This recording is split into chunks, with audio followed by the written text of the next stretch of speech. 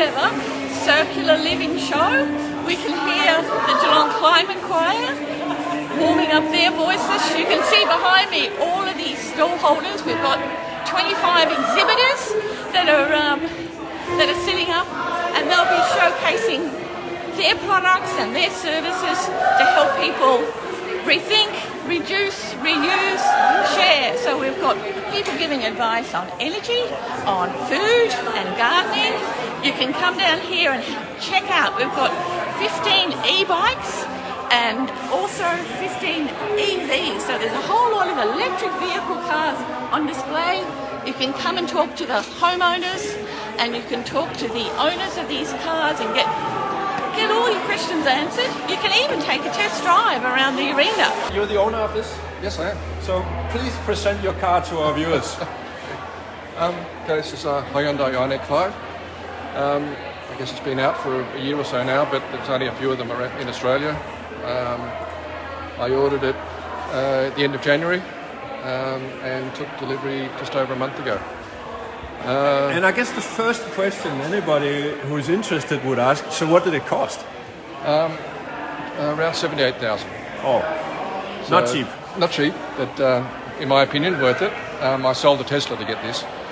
So I had a Tesla Model 3 before this, but so ever since it was launched. So isn't Tesla the best? I mean, you obviously don't think so. It depends on what you want. So the Tesla was a sedan, and we didn't want a sedan. We like the SUV format. It comes factory fitted with a tow bar, so it's got good towing capacity. So it suits our needs better. And the charging infrastructure is getting better and better all the time. So the advantage that the Tesla had with the superchargers is slowly diminishing. So what's the range? Around 430. So it depends on the usage. I'm hearing people are getting around 500 if they're just doing all city driving. If you're doing a lot of country driving like I do, it's a bit over 400 kilometres. But it's got an 800 volt system, so it will charge up to close to 300 kilowatts if the conditions are right. So in fact, it's probably one of the fastest charging cars around. So what does fast mean? How many hours? Let's say you came home and it's completely flat. Okay, so home charging, if it's completely flat, it'll actually take a couple of days to fill it up to charge the battery. But if you pull up at, say, one of the ChargeFox 350 kilowatt chargers, and the temperature is, mid-20s or whatever, and plug it in, you'll get a full charge in about 18 minutes. Really? Yeah. Whoa. So, like I said, it's really good. You can't even go to have a sandwich or anything in 18 minutes. That's right. I mean, with the Tesla, it was a bit slower, not much, we experienced the same thing when we went to Sydney in the Tesla. We'd stop for coffee or whatever, and we'd have to move the car before we finished the coffee because the car was fully charged. Oh, that's fantastic. So the travel is not an issue anymore. And it is a new thing that electric cars now can tow. Because that was like, before it was like, no, if you get an electric car, you cannot have, a trailer. But now you can. Brakes towing weight is around 1.6 tonne. Unbraked around 750 kilos, so it's pretty good. That's very powerful. Yeah. And this one's, the car's got itself a little trick as well. Is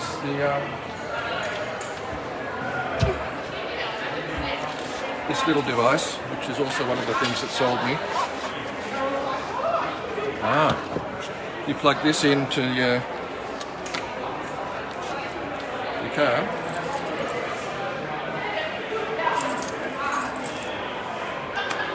You have a regular 240 volt plug. Oh, yeah. So you can basically, if I wanted to, I could charge that car with this car. That's a new way. So I was actually someone came up to me this morning and said they had an EV show a few weeks ago with one of these, and it charged the whole show. It powered the whole show. So yeah. That puts a whole new dimension to, because people have this range fear or range anxiety, it's called. What's going to happen if I run out of not petrol but electricity or steam on my battery? and I'm out there on the road. Yeah. But in the future, I mean, this is no longer future. Now we can actually help each other as, you know, you see somebody who's stuck on the road, you just park next to them and say, you want a bit of mine? Yeah, plug it in. You hand over a bit of electricity so they can get home. It's got a few other bits and pieces, plenty of storage up the front as well. So I love that. That's a great one. Does that mean that City of Greater Geelong is beginning to buy electric vehicles? Yes, yeah, we've got a climate action plan that really gets our light fleet in about 5 years to be all zero emission vehicles. Oh. This is the start of it. Yeah, about 170 will convert to zero emissions over the next 5 years, and this is the start of. We've got 6 of these vans in service at the moment, and they're zero emissions, and they charge at our depots overnight.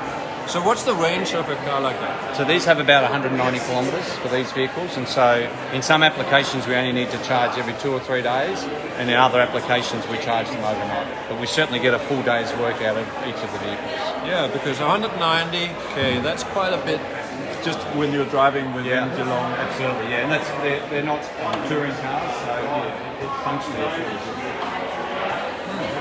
What has been the reception within the employees? How do people feel about So this? the take-up's been really good. They find they're very quiet to operate. They find that they don't have to handle fuel or refuel during the day or find a place to fuel. At night, it's a very simple process of plugging in. It's like charging your toaster, so they just plug it in and leave it. And we charge the vehicles overnight as well. So the uptake's been really, really good. These vehicles are a little bit longer than the ones they had before, so they find they can fit more in the back as well. But it probably takes about 10 minutes to get used to driving, and then, it's like a normal vehicle. Yeah. So what about the energy? Does the municipality have a plan for how you're going to feed the energy into the cars? I mean, so where's it going to come from? Because if it comes from coal-fired power stations, it'll be, you know, it doesn't make much sense, does it? The council does have a policy of reducing their operating emissions to zero within the next 5 to 10 years. But in the case of these, we have a number of solar panels on our depots where these are. So our plan is to integrate the charging units into the solar panels. So it actually is free energy to recharge the vehicles. It's free and it's green. Yeah. Couldn't be better. Excellent. So what's this stall about? What are you doing here? Yeah, so basically RACV Solar is really interested in the circular economy side of energy. We went and did a project last year to get all of the panels that we go and remove as part of people's solar upgrades recycled, so we're really proud of that. The other thing that we're doing, of course, with the EVs that are down here, people often need a way to charge them, so we've got EV chargers down here as well as some panels, batteries, anything that you might be interested in from a renewable energy perspective, come down and see us. So what's it like at the moment with the solar situation? Because we hear so many stories out there. Is it going great for solar, or what's the story?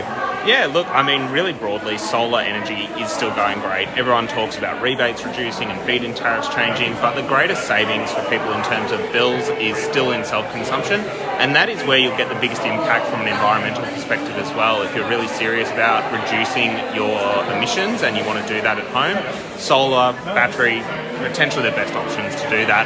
Obviously, reducing your energy consumption from the start is the best way.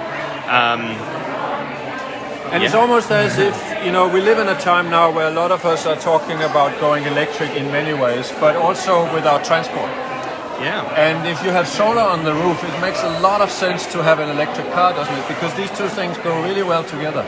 That's exactly right. So as people are seeing less and less in terms of feed-in tariffs for their solar energy, being able to charge your electric vehicle at home with excess solar is a really excellent way to better utilise that power instead of selling it back to the grid.